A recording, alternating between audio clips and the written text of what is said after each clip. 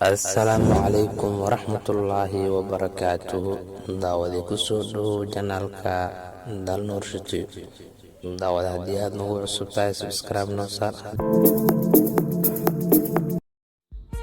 Dadku way ila yaabaan sidii in aan jacaylka qalad ka galay, laakiin arrinku sidaas ma aha. Waxa ay igu haystaan wax sax ah oo waxay la yaaban yihiin sida jacaylka aan daacadda ugu ahay ee aan naftayda adiga kaaga jeclahay.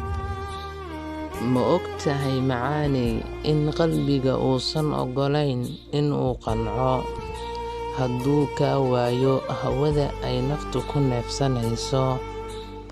I aamin olol caashaq iyo iftiin la'aan ayaan ku suganahay macaan badaney.